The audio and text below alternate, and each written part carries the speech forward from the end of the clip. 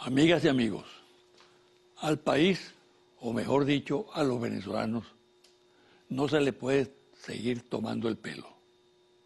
Es demasiado lo que expone la clase política cuando no demuestra seriedad, cuando de manera irresponsable desafía a la opinión pública.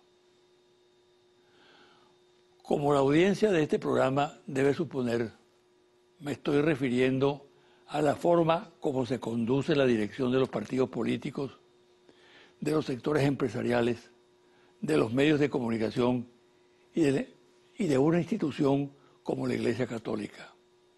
Ante hechos y situaciones importantes, el planteamiento sobre el diálogo, por ejemplo, cuenta con una abrumadora acogida en el seno de la colectividad. Todas las encuestas coinciden en que más del 80% de los consultados se pronuncia en forma tajante a favor del diálogo. Es decir, que los factores claves que manejan la política se sienten en torno a una mesa, no para convertirla en un ring de boxeo o en un agallero, sino para que aborden racionalmente, serenamente, respetuosamente el tratamiento de los problemas que afronta Venezuela. Pero resulta que cuando se vislumbra una lucecita al final del túnel de la polarización, los demonios de la violencia, de la irresponsabilidad, se apoderan del escenario y en lugar de un debate creativo y profundo sobre los temas que le interesan a los ciudadanos, lo que se apodera de los primeros planos es la discusión rastrera, a base de descalificaciones personales y de amenazas torvas. Esta versión del diálogo no interesa a una colectividad sumida en la angustia, acorralada por la especulación, la escasez, la inflación y la inseguridad personal. Que se tenga claro lo siguiente: en la actualidad la mesa de diálogo no es para dirimir supremacías electorales ni para forjar candidaturas presidenciales. No quiero hacer en este comentario señalamientos concretos porque los venezolanos saben perfectamente lo que sucede, cómo a una frustración le sucede otra frustración, cómo a una promesa incumplida es reemplazada por otra promesa que no se cumple. La gente lo que quiere es paz, diálogo sincero, buscar la manera de salir de la crisis que crucifica al país pacíficamente, democráticamente. En esta situación hay responsabilidades de responsabilidades, una más que otra, pero no quiero calificar su grado en estos momentos.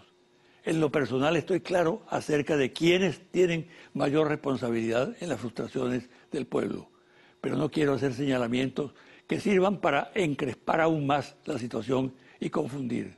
Estoy consciente de que no soy persona aparte de lo que ocurre y por eso no me quiero inhibir ni dar impresión de que estoy por encima de los demás y de los aspectos claves del debate a la hora de determinar responsabilidades.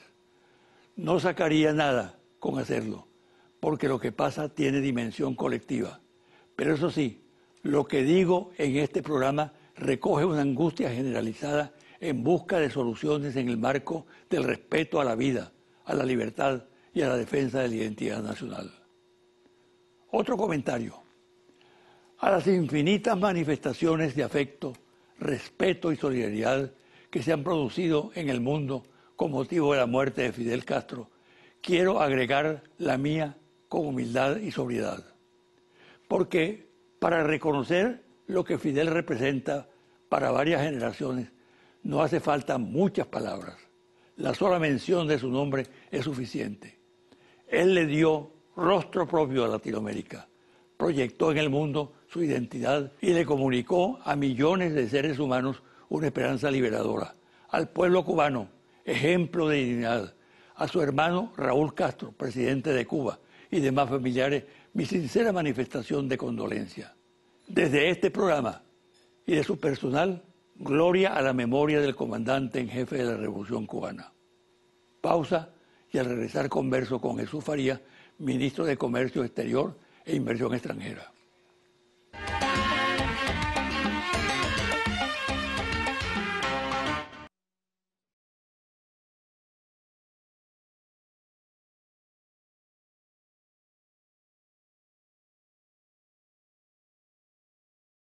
Estás viendo José Vicente Hoy.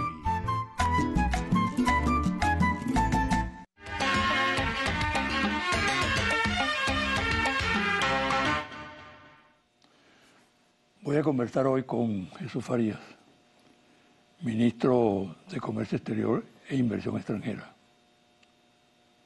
¿Cómo estás, Jesús? Muy bien, José Vicente, muchas gracias. Me siento muy orgulloso de estar acá. Muchas gracias. Por lo que sentimos por ti, mi papá, mi mamá, nosotros, toda la familia. Precisamente, el nombre de tu padre nos unifica mucho. Así es. Tuve una gran amistad con él, un hombre extraordinario de todo punto de vista. La misma opinión tenía el de ti. Como combatiente popular, como dirigente. Además, intelectualmente valía mucho. Sí. Sí.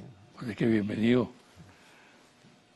por lo que tú vales y por ser hijo de Jesús Farías también. Muchas gracias, José Vicente. Bueno, situación económica del país. Comencemos por ahí. Sí, una situación compleja. Estamos en una crisis donde convergen dos elementos. El elemento estructural, la crisis del modelo rentista que se instauró a mediados de siglo plenamente y se fue desarrollando, entró en crisis, fue oxigenado por incrementos de los precios, pero era evidente que la renta petrolera no era suficiente para alimentar el aparato de Estado, para alimentar el consumo de la población, para garantizar la estabilidad económica del país. Ya eso era evidente en los años 80 y a eso se unen elementos coyunturales, la guerra económica y el desplome de los precios del petróleo. Eso ha traído un conjunto de dificultades. Podemos resumirla en tres: especulación galopante, desabastecimiento importante y contracción del aparato productivo. Yo diría que este año hemos avanzado en la superación de algunos de esos problemas, al menos parcialmente. Dime uno. Dime uno.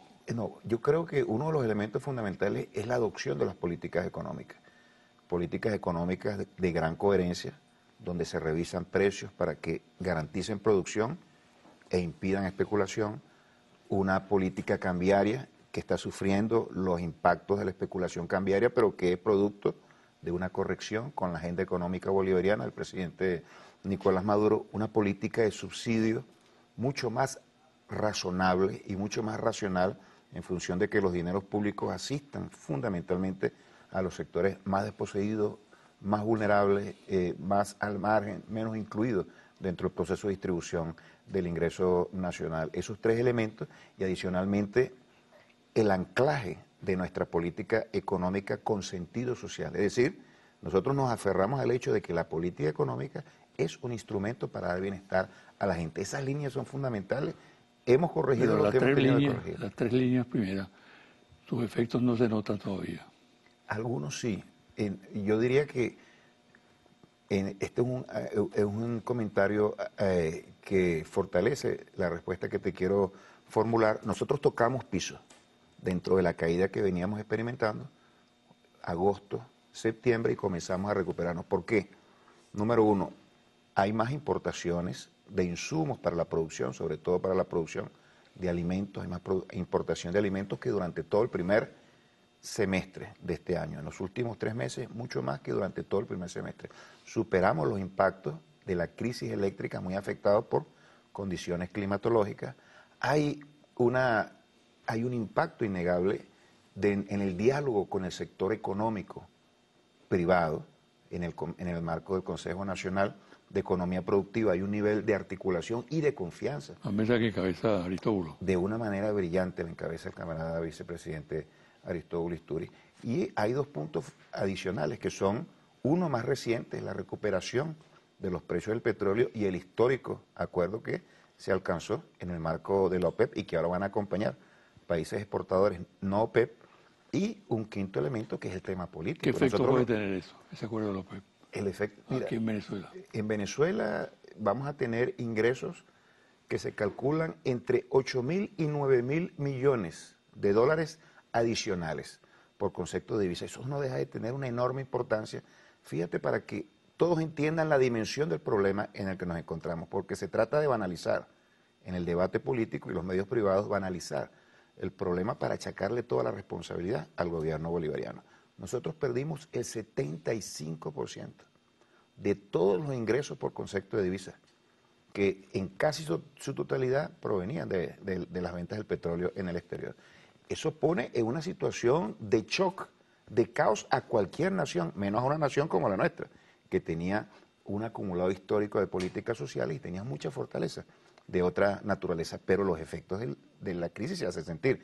Perdimos el 70% de todos los ingresos del Estado, no del presupuesto, sino del Estado.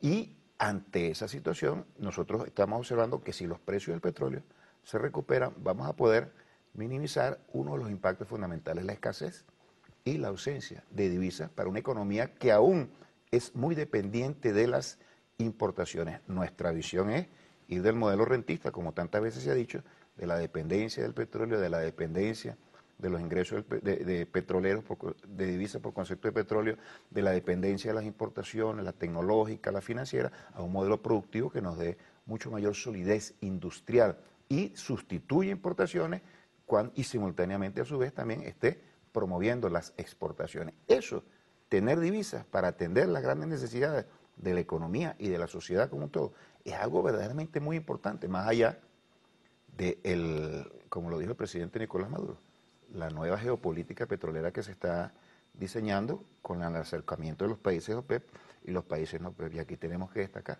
el enorme papel que jugó el presidente Nicolás Maduro en el concierto internacional buscando esa constelación que ahora nos va a empezar a favorecer. Tú eres ministro de Comercio Exterior y de Inversión Extranjera y acabas de estar en Montevideo, la reunión de Adadi.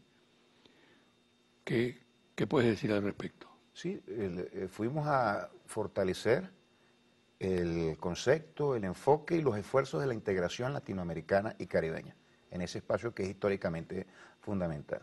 Y adicionalmente fuimos a denunciar el ataque y la agresión de lo que se ha definido la Triple Alianza, Paraguay, Argentina y Brasil, 3 países que en el marco del Mercosur se han dado la tarea de boicotear, primero nuestra presidencia pro tempore, y en segundo se han dado la tarea de crear las condiciones para una pretensión de excluirnos de ese esfuerzo y ese esquema. ¿Cómo fue vista la presencia tuya, por ejemplo? Bueno, nosotros denunciamos lo siguiente.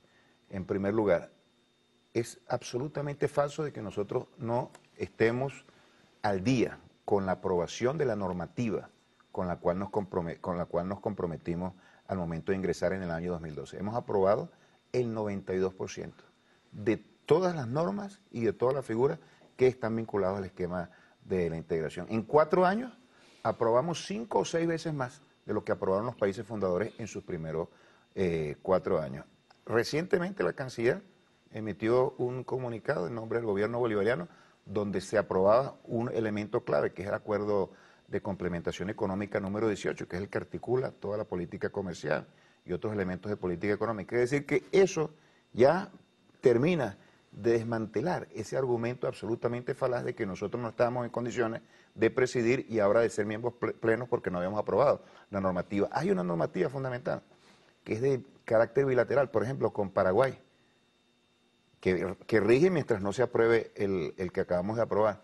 No lo habíamos podido aprobar porque Paraguay todavía no había dado luz verde para ello, de tal manera que entre medias verdades y falacias absolutamente infames están tratando no solamente de afectar a Venezuela y su participación en el Mercosur, están tratando de destruir al Mercosur. E inicialmente eran ataques de la misma que escuchamos aquí en Venezuela y que escuchamos desde Washington, violación de los derechos humanos, deficiencias en el desarrollo de la democracia, etcétera. Eso lo tuvieron que dejar a un lado porque por supuesto no resistía al menor peso de las pruebas. En todo caso, nosotros estamos allí siguiendo las instrucciones del presidente Nicolás Maduro, desarrollando la línea de acción integradora, defendiendo a los pueblos del Mercosur y defendiendo ese espacio como una expresión de la geopolítica latinoamericana que apunta a la independencia y al desarrollo.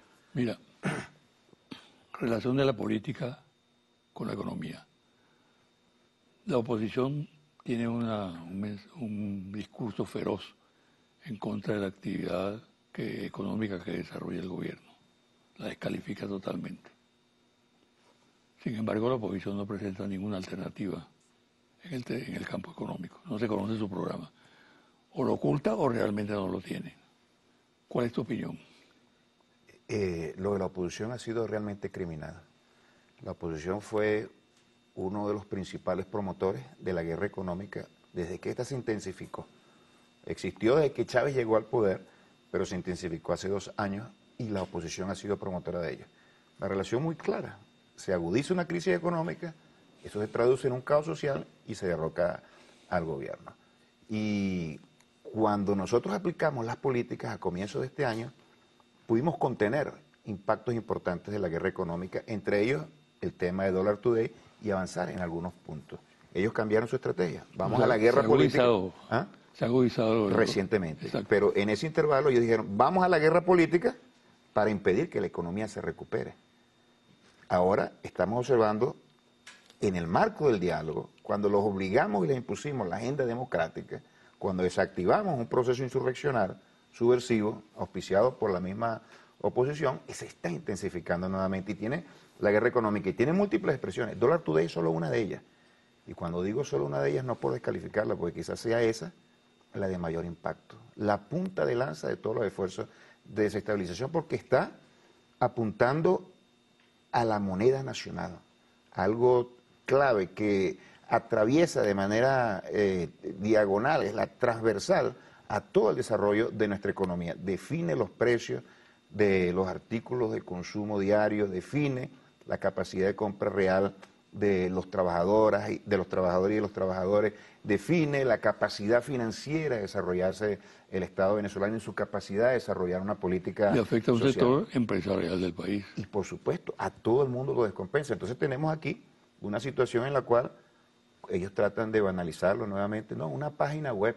El gobierno le está echando la culpa a una página web de desestabilizar la economía, pero Dollar Today no es una página web, es un proyecto político orientado a generar una especulación galopante y atroz en el ámbito cambiario para golpear al pueblo. Y golpeando al pueblo, verdaderamente desestabilizar todo el sistema, todos los cimientos de la República Venezolana, y eso nosotros no lo podemos ¿Qué papel permitir. juega en esa situación el dólar Cúcuta? Están estrechamente vinculados, una especie de Cúcuta retroalimentación. y Miami. Exactamente, hay un triángulo allí donde participa Cúcuta, impacta Venezuela y desde Miami se articula toda esta relación. Y aquí de nuevo se teje una relación entre el afán de obtener ganancias absolutas y obscenamente especulativas con el interés y el cálculo político de derrocar a un gobierno. Y la oposición tiene no solamente intereses de naturaleza económica y política, sino que también promueve ese tipo de cosas. Y medios de comunicación privados muy importantes también tienen participación ahí. Es imposible que una página web así desprovista de cualquier tipo de vínculo con grandes poderes fácticos pueda tener ese impacto. ¿Qué está haciendo el gobierno o qué piensa hacer para enfrentar esta situación? Hay una acción que se viene planificando y que va a tener impacto muy importante. Tú recuerdas que Dollar Today estuvo estable en un periodo de cuatro meses y medio. Eso fue el resultado de una política cambiaria muy acertada.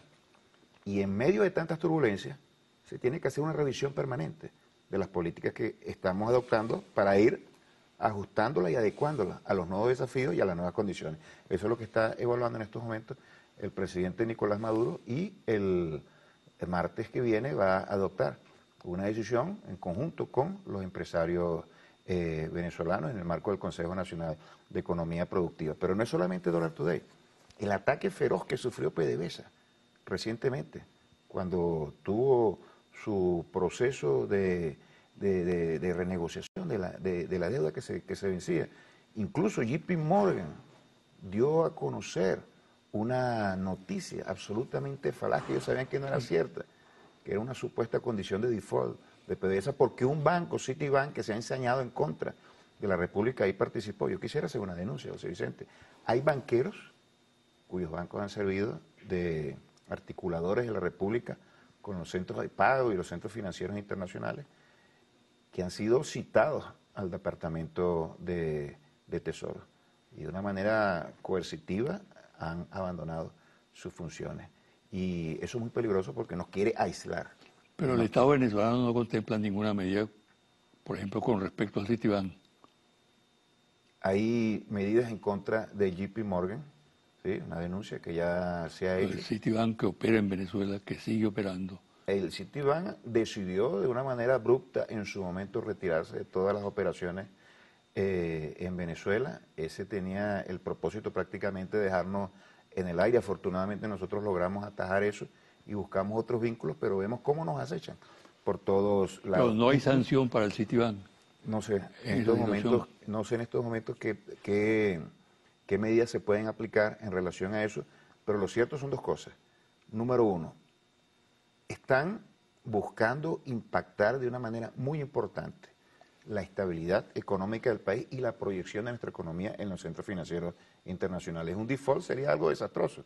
Estarían incautando y embargándonos todos nuestros bienes fuera del país. Y número dos, la oposición política no solamente se hace eco de esa campaña, sino que también son uno de sus promotores.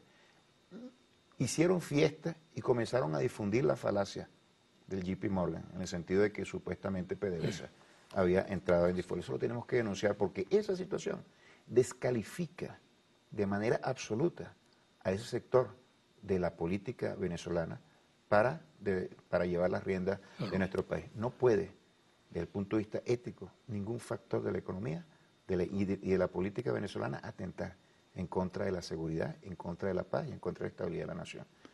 Vamos a hacer una pausa, Jesús. Y al regresar, tú sabes que el diálogo se ha convertido en centro de la política. Más del 80% de los venezolanos es partidario del diálogo. En este contexto, ¿qué situación se plantea con respecto a la economía? La economía en el marco del diálogo. ¿Qué puede aportarse? ¿Qué orientaciones se pueden dar? Lo tratamos de regresar de la pausa. Muy bien. Ok.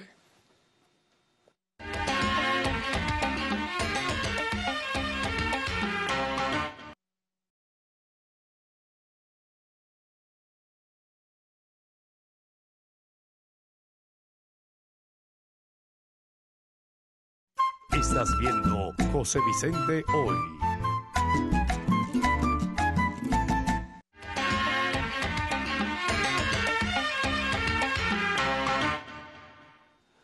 Jesús, el diálogo y la crisis económica. ¿Qué papel puede cumplir el diálogo en esta situación? El diálogo juega un papel fundamental para la estabilidad del país y en lo económico en particular. En el documento que suscribieron ambas partes, el gobierno revolucionario y la MUT, a fuerza del chavismo y la MUT, ahí se planteó de una manera clara que el diálogo debía conducir a defender a Venezuela y de manera textual se habló de defenderla frente a las agresiones, al boicot y a los ataques en general. Eso de por sí revela la aceptación por parte de la oposición de que hay un proceso desestabilizado, deliberado en contra de nuestra economía. Y plantea la necesidad de que solo con la unificación de todas las fuerzas nacionales se puede acelerar la corrección y el correctivo que se tiene que aplicar contra todos estos países. Yo pondría varios ejemplos. Pero Por necesitamos ejemplo, una oposición de buena fe. exactamente, y con esta posición ya eso iba a llegar yo, después de mencionarte los ejemplos y contrastarlo con lo que ellos están haciendo, para revelar lo que es la oposición. Es una oposición absolutamente demagógica y es una oposición sin el mínimo talante democrático. El financiamiento externo. Nosotros estamos requiriendo financiarnos externamente para cubrir el boquete que nos dejó la caída de los precios del petróleo. Y hemos hecho, bueno, una actividad muy intensa. ¿Qué hace la oposición? Genera señales que impactan negativamente en los grandes centros financieros. Dicen que no van a aceptar ninguna inversión extranjera en nuestro país porque la Asamblea Nacional lo va a desconocer a partir del momento en el cual caiga el régimen, palabras textuales de ellos. Cuando se decreta un default de una manera fraudulenta, una farsa, por parte de alguien tan influyente como el JP Morgan, son los diputados de la oposición los primeros que difunden y aceptan esa falacia. Hay políticas y medidas que nosotros tenemos que adoptar pero que necesita un consenso nacional para evitar grandes traumas. Por ejemplo, la corrección del precio de la gasolina. Tú observas, van a tomar medidas absolutamente razonables y enseguida se politiza.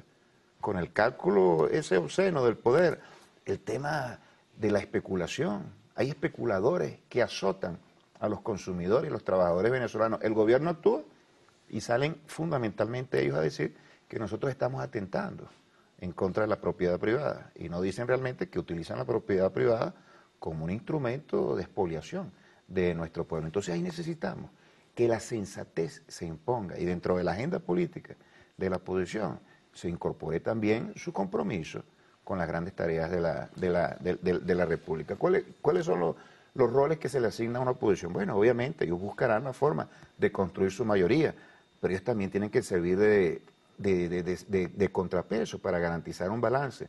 No lo hacen y mucho menos actúan en función de los grandes intereses del país. De tal manera que hay una dislocación absoluta de lo que hace la oposición y lo que debería ser una fuerza política que aspira a tomar el país. Tú te preguntas, ¿cuáles son las principales fortalezas de la oposición en estos momentos? Hay dos fundamentales. Cabalgar sobre una guerra económica que ellos mismos están fomentando. Imagínate, la destrucción del país es lo que ven ellos como un mecanismo de alimentación desde el punto de vista electoral. Y, número dos, el apoyo del imperialismo yanqui, el apoyo de los poderes fácticos mundiales. Una fuerza así está legitimada para asumir el poder en Venezuela. Es un verdadero desastre, una aventura para el país. Ahora, fíjate, te voy a hacer una pregunta que yo se le he formulado a muchas personas, incluso en la calle, ¿no? ¿Cuáles son los principales desafíos en materia económica para el gobierno del presidente Maduro, gobierno del cual tú formas parte? La mayor parte me dice que los mayores desafíos es el desabastecimiento, la inflación, que se traduce en elevación desmedida del costo de los productos de primera necesidad y esas colas con esos estantes vacíos, que pasa el tiempo, que el gobierno no anuncia medidas y que la situación sigue en los mismos términos. Sí. ¿Qué dice Jesús Farías al respecto? Yo coincido. Yo te decía anteriormente, José Vicente, que teníamos tres grandes problemas, o que la crisis se manifestaba en tres grandes problemas cotidianos, tangibles, muy inmediatos a la población y al desempeño de la economía.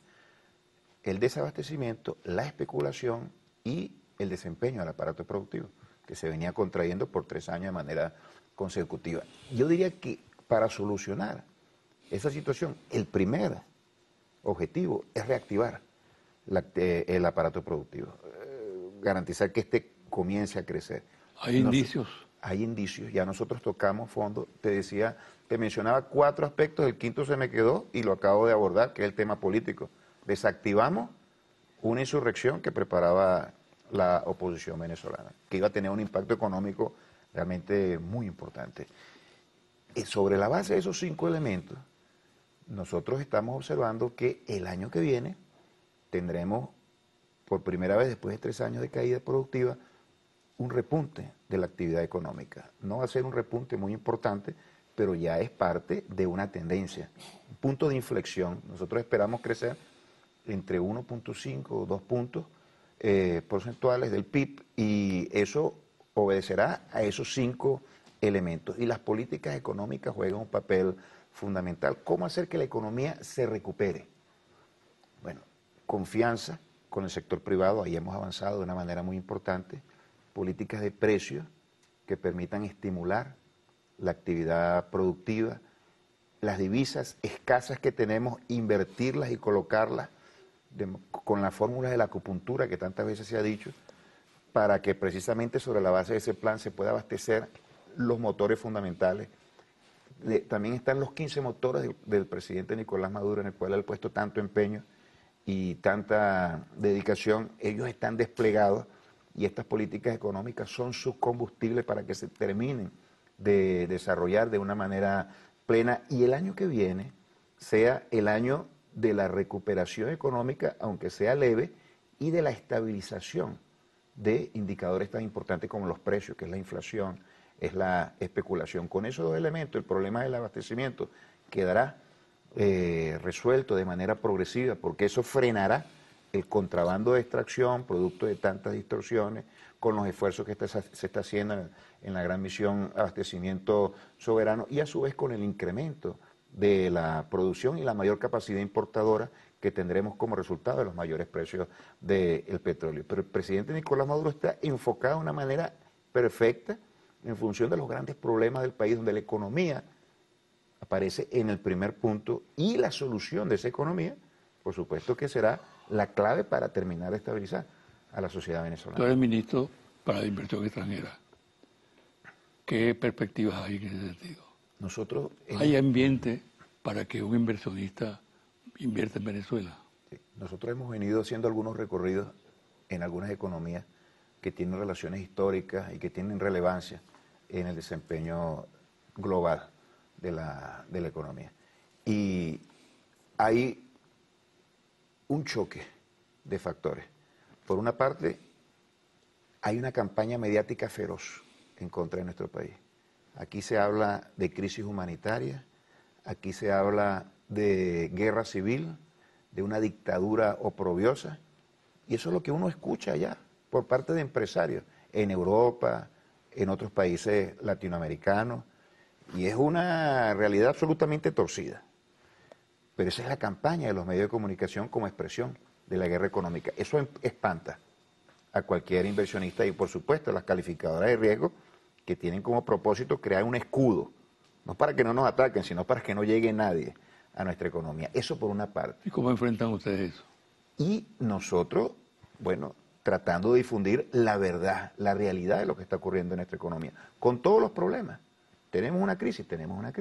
Tenemos dificultades de abastecimiento, de divisas, etcétera. Sí lo tenemos.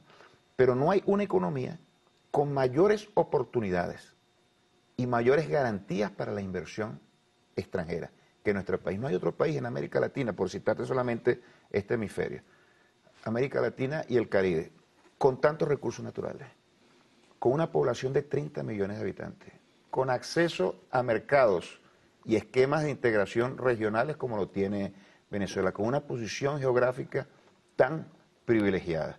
No hay una economía donde existan tantas oportunidades para invertir, prácticamente un mercado virgen para la llegada de las inversiones. Y además se garantizan absolutamente todas las condiciones jurídicas y económicas para que el inversionista llegue acá. Y aquí tenemos que dar una gran batalla contra esa farsa de que esta es una economía donde hemos expropiado a todo el sector privado. Mira, le pregunto yo siempre a los inversionistas que me hacen esas preguntas, bueno, no hay seguridad jurídica en su país, ¿cómo vamos a ir nosotros allá? El Estado lo domina todo. Yo le pregunto, ¿usted sabe cuánto tiene la participación del Estado en la economía? No supera el 40%.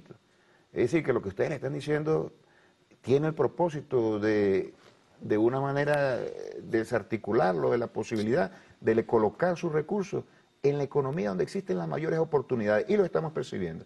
Llegan inversionistas, fundamentalmente de China, de Rusia, también de Canadá, de Sudáfrica, a los sectores tradicionales, que son el petróleo, el gas y la minería. Y ahora estamos abriendo para que lleguen también a la petroquímica, al turismo, al sector forestal, al sector siderúrgico, al sector metalmecánico, al sector agroindustrial. Nosotros no vamos a poner a girar nuestra economía en torno a la maximización de la ganancia y los intereses de las compañías transnacionales. No lo vamos a hacer.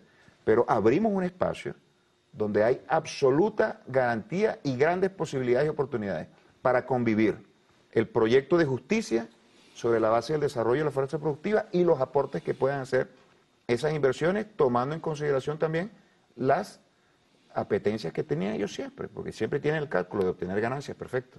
Tendrán sus ganancias y nosotros creamos el marco jurídico para que ellos vengan. Y ese va a ser el esquema que al final se va a imponer. Frente a esa adversidad que existe, nosotros ya hemos avanzado de una manera muy importante y vamos a seguir avanzando cuando terminemos de derrotar ese cerco mediático que se está tejiendo en contra de nosotros. Para finalizar, mira, cualquier logro, pienso yo, en materia económica, resultados favorables para el país, precisa de un clima de optimismo. Y aquí hay una siembra de pesimismo bárbaro. Medios de comunicación, sectores políticos, sectores económicos. ¿Cómo lograr cambiar ese pesimismo que empieza a apoderarse de la población peligrosamente por un sentimiento de optimismo, de que sí hay salida, de que hay respuesta para el país? Yo diría que hay dos cosas. En primer lugar, el esfuerzo que podamos hacer desde el punto de vista político, en lo comunicacional, en la articulación con los sectores populares, en la movilización del pueblo chavismo, en la comunicación y divulgación de lo que estamos haciendo y la magnitud de los problemas. Así como ellos han difundido el pesimismo, nosotros estamos obligados, por los medios de comunicación, que son los que permean la conciencia de los pueblos, por los medios de comunicación, ir con la verdad, para desarrollar un optimismo realista, no algo que esté fundamentado en mentiras y lecturas rosadas de la realidad. No, la realidad como está. Los problemas con las enormes ventajas que tenemos. Por una parte, ese esfuerzo político, comunicacional. Y en segundo lugar, hechos concretos. Hechos concretos que alimentan esa situación. Hemos hablado de algunos, hay otros, y yo voy a mencionar uno dentro de esos que alimenta el optimismo y sobre todo la sintonía.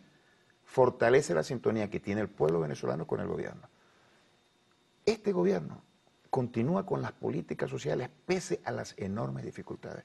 Ha impedido un caos social, ha impedido un estallido, ha garantizado que se sigan construyendo viviendas, generando empleo, educación y salud gratuita. Tú ves en todo el planeta, economías con menos problemas que los nuestros están generando un terremoto social y nosotros hemos defendido eso.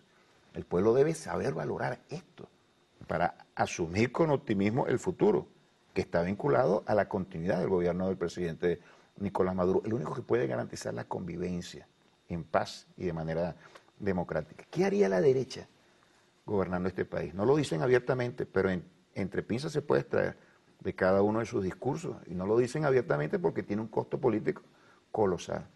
En primer lugar, privatización masiva de empresas que se traduce inmediatamente en desocupación. Hemos defendido el empleo en este país. Pese a la crisis, 7% de desempleo. Segundo lugar, el desmantelamiento del sistema de seguridad social, incluyendo los 3 millones de pensionados y todas las políticas sociales que desarrolla el gobierno. En tercer lugar, la destrucción del Estado Nacional y la entrega de nuestra soberanía a las grandes corporaciones transnacionales. Es el saqueo.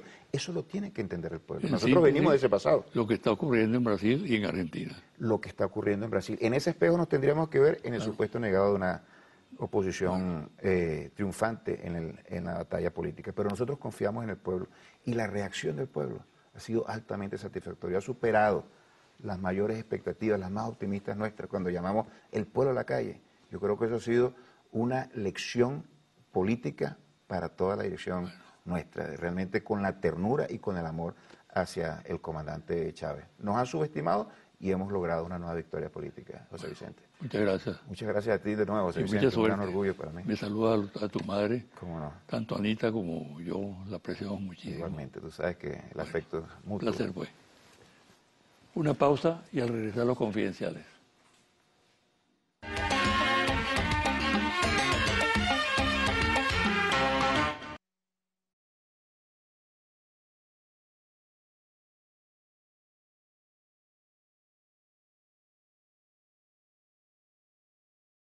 Estás viendo José Vicente Hoy.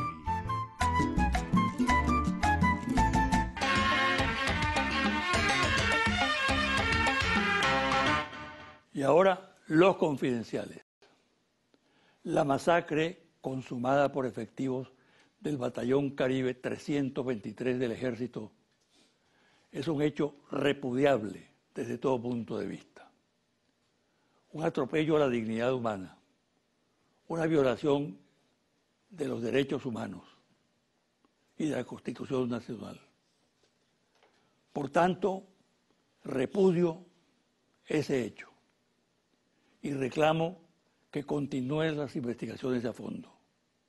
Me parece importante la definición del Gobierno Nacional, del presidente Maduro, del ministro de la Defensa, de la Fiscal General de la República, del defensor del pueblo, de la manera como actuaron con rapidez, enfrentaron el hecho y han actuado para sancionar a los responsables.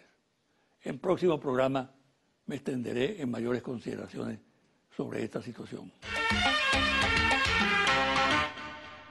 La jerarquía de la Iglesia Católica venezolana mantiene una posición de clara hostilidad hacia el gobierno del presidente Nicolás Maduro.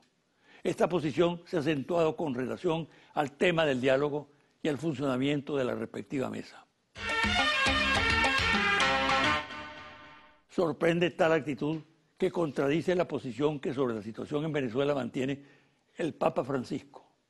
Este ha manifestado su interés por lo que sucede en el país y ha dado instrucciones muy claras a sus representantes, tanto al nuncio como al enviado del Papa, Monseñor Claudio María Celli, para trabajar el tema de manera positiva.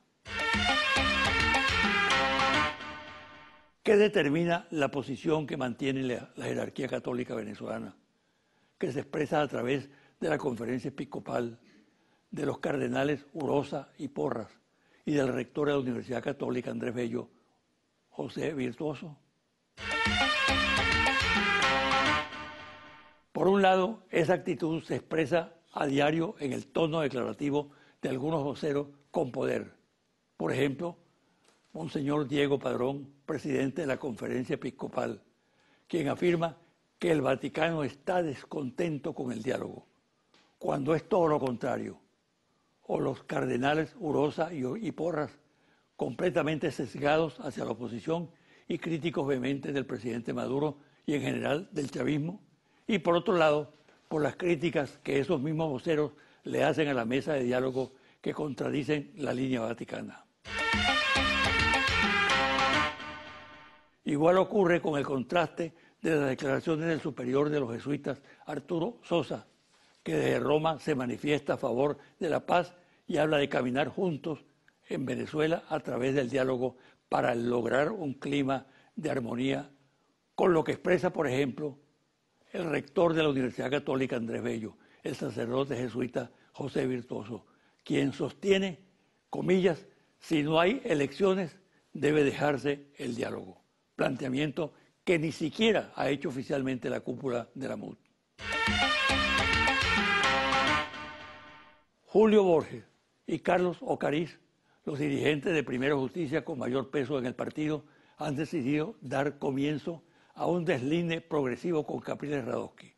La toma de distancia obedece a que Capriles perturba con su posición personalista la línea partidista. Además, tienen la convicción de que el trabajo que éste realiza está orientado exclusivamente al logro de la candidatura presidencial, cosa que no está planteada actualmente en Primero Justicia. En la MUD sigue acéfala la coordinación internacional que actualmente ejerce un diputado que desconoce la materia. Su titular, Timoteo Zambrano, fue destituido por expresar su diferencia con la política de la cúpula de la MUD en el caso de Venezuela en el Mercosur. Hasta ahora no hay definición en cuanto a la titularidad del cargo, ya que el partido, Un Nuevo Tiempo, en el que milita Zambrano, respalda a este totalmente. Informaciones que circulan reiteradamente en medios vinculados a PDVSA han determinado la apertura de una investigación sobre un hecho extremadamente grave. Según la información, en diversos terminales marítimos se da la anomalía que entraña prácticas corruptas de barcos que vienen vacíos y salen cargados de petróleo en detrimento del patrimonio nacional. Confidencial al cierre. Monitor País, Interlace, Confidencial, Reporte Ejecutivo. Ficha técnica, 1.580 entrevistas directas en hogares en todo el país, del 18 al 29 de noviembre de 2016. Resultados: penetración de medios de comunicación social y redes sociales en Venezuela. Usted posee servicio de suscripción de televisión paga por cable o satelital, esté o no activa o solvente en este momento. Sí, 77%, no 23%. Usted cuenta con servicio de internet en su casa, esté o no activa y solvente en este momento? Sí, 66%, no 34%. ¿Usted tiene correo electrónico? Sí, 65%, no 35%. ¿Usted tiene Twitter personal? Sí, 31%, no 69%. ¿Usted posee celular? Sí, 84%, no 16%. ¿Usted lee noticias en su celular? Sí, 43%, no 57%. ¿Usted tiene cuenta en Facebook? Sí, 55%, 45% no. ¿Qué tanta confianza tiene usted en los medios de comunicación para informarse acerca de lo que pasa en Venezuela? ¿Mucha confianza, confianza, algo de confianza, poca confianza o nada de confianza? Mucha confianza, 9%. Confianza, 22%. Algo de confianza, 26%. Poca confianza, 30%. Ninguna confianza, 11%. No sabe, no contesta, 2%. ¿Qué medio de comunicación en particular utiliza usted más para informarse sobre lo que pasa en el país?